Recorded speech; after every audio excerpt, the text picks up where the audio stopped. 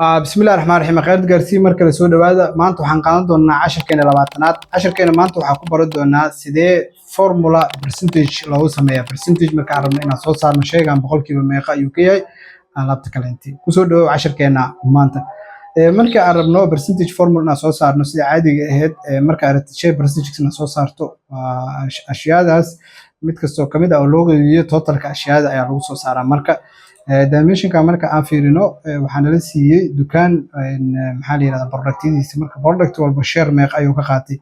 ayaa meeshan lagu sheegay tusaale dukaanka waxaa la geliyay $600 shaatiyada meeqe boqolkiiba ayaa lagu soo gaday ayaga ugu badan 38% mid walba marka boqolkiiba inta uu ka naqanayo ayaa lagu soo saaray marka aan tagna qaybta practice-ka waxaan rabnaa inaan guri householding budgetkiisa mid walba share-ka inta uu ka naqanayo aan soo saarno si aan u sameeyno marka so waxaan la siiyay kirada grocery-ga transportation-ka utility guriga iyo entertainment-ga lacagaha ku baxa marka si aan percentage soo saarno markuu hore sorto waxaan laga rabaa inaan total soo saaran gurigan meeqa ku baxdo budget ah guriga waxaa ku baxday $1,700 budget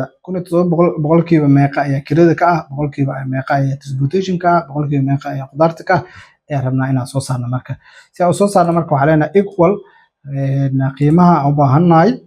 loo qeybiyay totalka shayga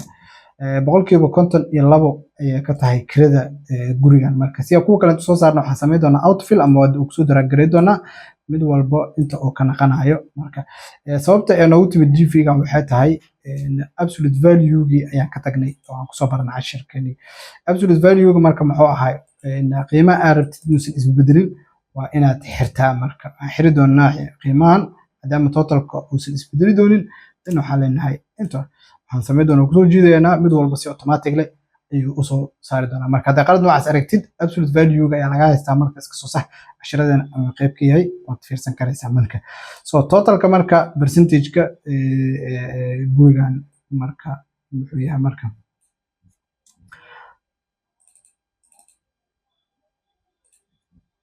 sum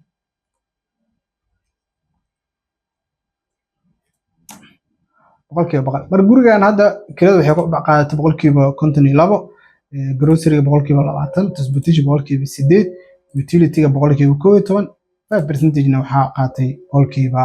entertainment-ga marka so marka waxaa ku ogaan karaysaa budgetkaaga meesha ugu badan ama qarashaadka meesha ugu badan oo kaaga baxo